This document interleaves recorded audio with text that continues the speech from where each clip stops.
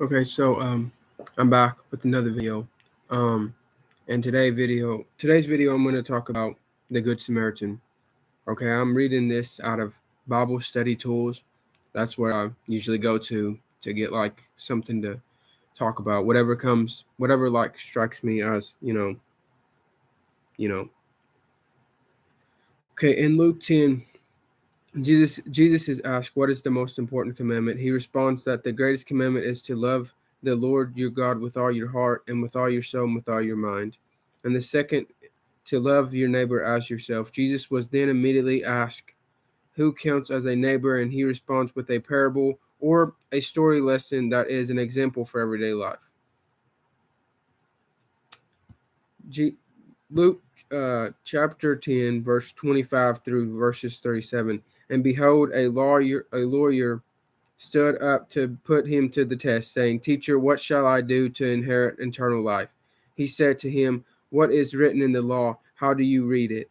And he answered, "You shall love the Lord your God with all your heart and with all your soul and with all your strength and with all your mind, and your neighbor as yourself." And he said to him, "You have answered correctly. Do this, you will live and do this and you will live." But he, desiring to justify himself, said to Jesus, "And who is my neighbor?" Jesus replied, "A man who was going down from Jerusalem to Jericho, and he fell among robbers, who stripped him and beat him and departed, leaving him half dead. Now by chance a priest was going down that road, and when he saw him, he passed by on the other side. So likewise a Levite, when he came to this place, saw him pass by on the other side. But a Samaritan, as he journeyed, came to where he was, and when he saw him, he had compassion. He went to him and bound his wounds, pouring it on oil and wine. Then he set him on his own animal and brought him to an inn and took care of him. And the next day he took out 2 denarii and gave them to the innkeeper, saying, "Take care of him, and whatever more you spend, I will repay you when I come back." Which of these three do you think proved to be a neighbor to the man who fell among the robbers? He said, "The one who showed him mercy." And Jesus said to him, "You go and do likewise." You will.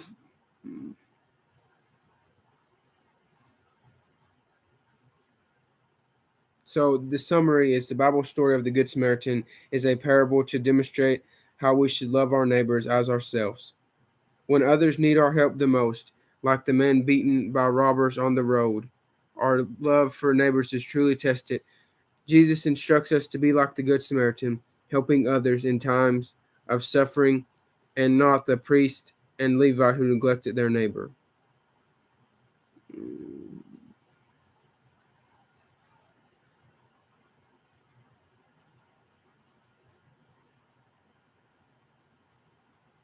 So basically, that's all I had to read right there. I'm just gonna get to talking. You know, the Good Samaritan. The Samaritans and Jews really didn't get along in the Bible, but he stopped and he helped him. And I feel like some Christians don't want to help somebody if they see a homeless guy on the street and they need, the homeless guy needs money and he wants to buy it or you could just get, if you don't want to give him money, you can just like give him like you can get him something to eat, just helping out. I mean, it does not matter what color their skin is. I think we should all help out people. All the Christians should help out people that are less fortunate. Whether if you're going to church, I don't think if you're going to church and you see somebody that needs help, I don't think you should be like, okay, I need to go to church, I'm gonna be late.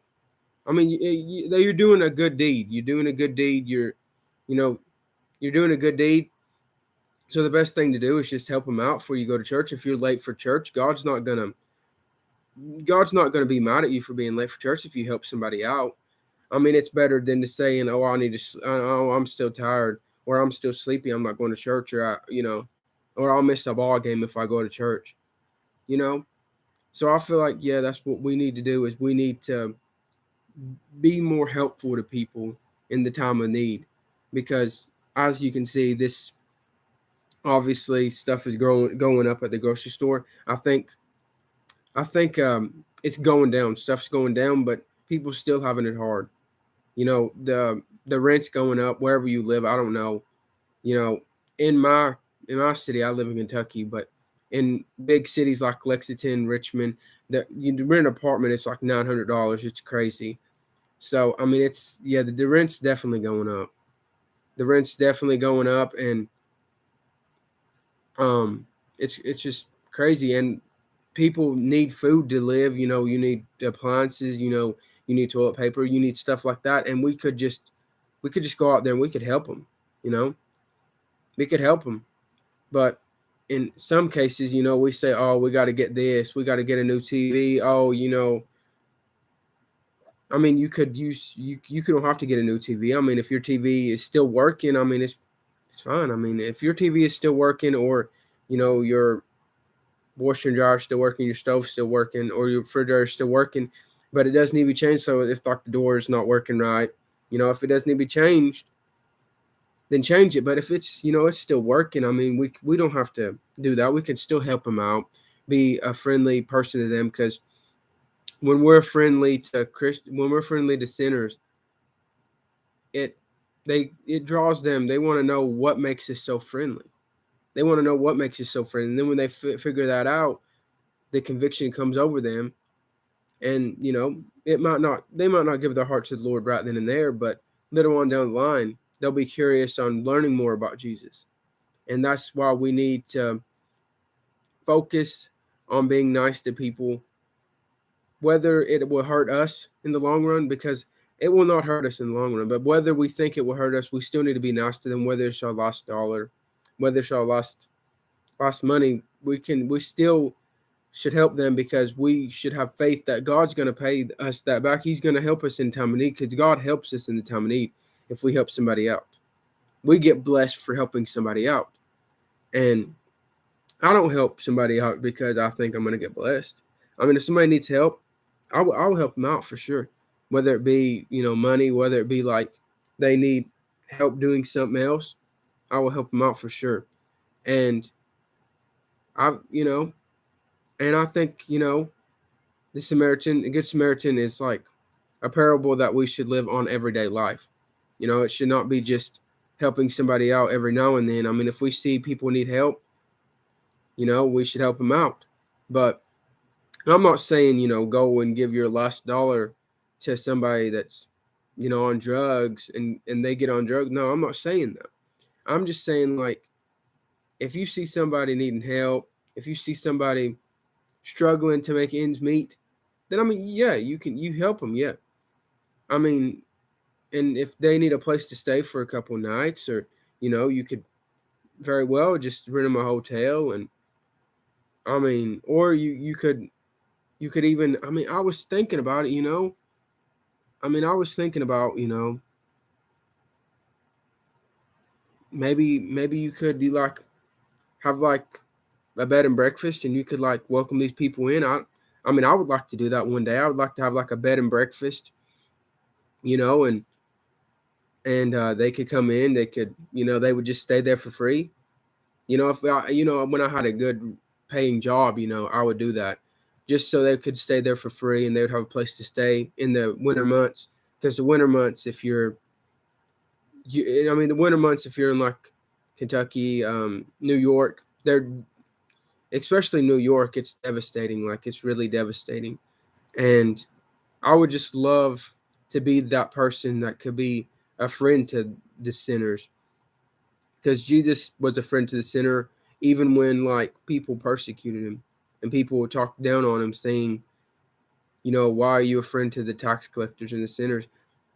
That was his mission, because I feel like if he was not a friend to, he could not help out the rich people, because they already had everything they needed. They had money and everything. So the people that needed help was the poor people and the less unfortunate people. And I mean, the tax collectors, you know, he was there for them, but they was widely hated. And I feel like people, if you have, as people say, if you have beef against somebody, and they have beef into you, I mean, because when we're Christian, I mean, we're supposed to just forget everything, you know, forgive them of what they did to us, or you know, if we was enemy of them, they're not an enemy anymore, because we're supposed to love our neighbor as ourselves. And that's it's an amazing feeling that when you become a Christian, because when I became a Christian, I had hate toward a lot of people, like a lot of people. But as soon as I became a Christian, I felt this peace that I've never felt before, and I felt love for everybody. So I can honestly say I don't hate anybody right now. I mean, yes, I don't like their ways. I don't like some people's ways, because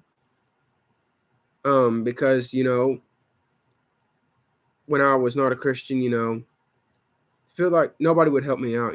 I mean, I was a Christian. I was going to church still. I mean, I wasn't a Christian when I first went to church, but the church there was helping me out. If I needed help, they would help me out. You know, and I know some churches. I'm not putting anybody down. I'm not pointing people out. I know some churches wouldn't help you out. They would say, "Oh, if somebody didn't have a car, they would say, "Oh, can you take me to the store today, or can you take me to the doctor's?" "Oh, no, I got something to do."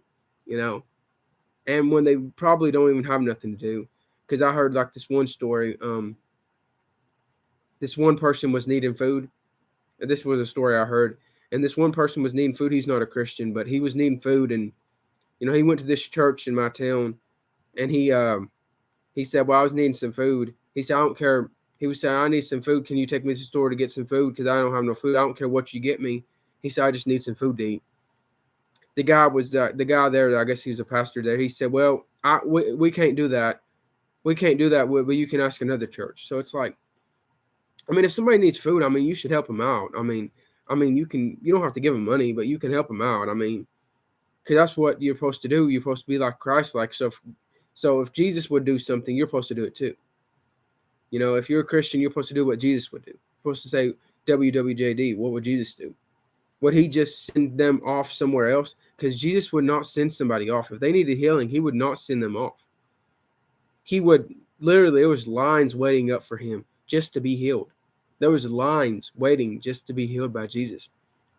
He would not send them away. He would say, "Oh, I'll just go somewhere else. I'm busy around." He would not do that. He would not do that. He would help them. He would drop everything. If he was busy with something else, he would drop everything and he would help them. And I feel like that's what we should do. I mean, if we got plans and somebody needs help, we should just drop everything. We should just help them right then and there.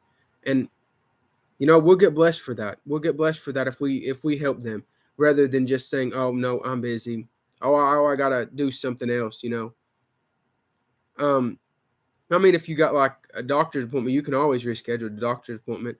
If you got a business meeting, you can always I mean, in some cases you can. I don't know how business meeting works. I've never been in like a business meeting, so I don't really know how business meetings work. I guess you probably could reschedule it if you was like a higher up. If you was like an employee, well, if you was higher up, you probably could reschedule it. If you was like the CEO,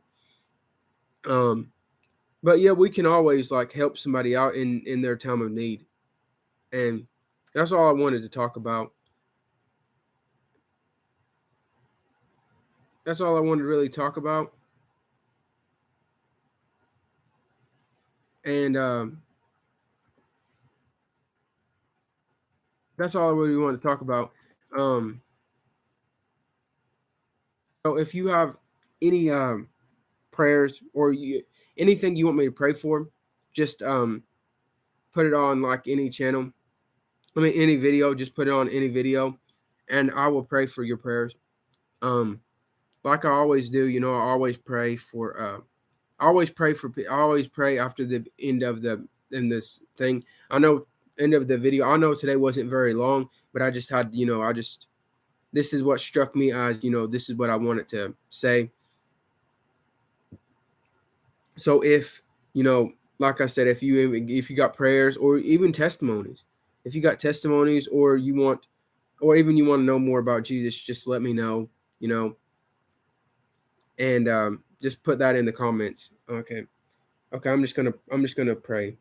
God, I just thank you for, allowing me to do this again, Lord, allowing me to preach your word, Lord, allowing me to tell somebody about you, Lord.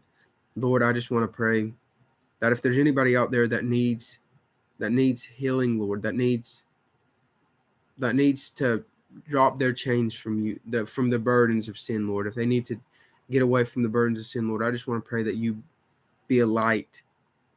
I mean, and be a light in me, Lord, that so that they can see that you're living in me, Lord.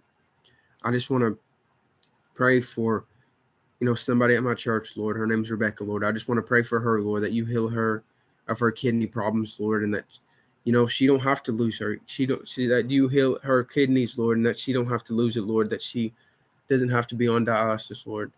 I just want to pray for another couple at my church, Lord. She failed, Lord, and I just want to pray that you heal her, Lord, and that everything's all right with her, Lord. Like I said, I just want to pray for Syria and Turkey, Lord. They're dealing with some tough times right now, Lord, with that earthquake. I just want to pray that you just comfort their families, Lord, the ones that lost people, Lord. I just want to pray that you comfort them and let them know, Lord, that you're the way, that you are the only way to turn to, Lord, and that they can trust in you, Lord, and they can build their rock upon you, Lord. And I just want to pray for anybody out there that's dealing with depression, dealing with suicide, Lord. I just want to pray that you take that feeling away from them, Lord. You put somebody in their life that can show them that this is not the way, that somebody that loves them, Lord. Because I know many people is out there, Lord, that feels like nobody loves them. I felt like that before too. But I just want to pray, Lord, that you put somebody in their life, Lord, that they can feel love, Lord. They can feel loved again, because everybody is loved, Lord. Nobody is hated. There's people that is hated some, but everybody at least has one or a few people that love them, Lord. And Lord, I just want to thank you for allowing me another day to live, Lord. I just want to pray that always, Lord. And Lord, I just thank you for everything you do for me and everything you do for my family. Amen. That was, that I'm going to end it right there. And if you ever want YouTube, my church, Irvin First Church of God, they have a YouTube channel. If you want to check that out, they stream on Sundays and Wednesdays and Sunday nights. If you ever want to check that out, you can. Okay. I pray that every one of you have a blessed day and a blessed week. And just if you have any questions, just let me know in the comments, or you could let me know on my Facebook, Tay Gross. Or you could just say, pray for me. You don't have to tell me like if you don't want to tell me your situation, you don't have to tell me your situation. You can just say, pray for me, and I will pray for you. Okay. Thank you all that watched. I know there's a few people that watched, but thank you all that watched, and thank you all for, praying for me and being there for me.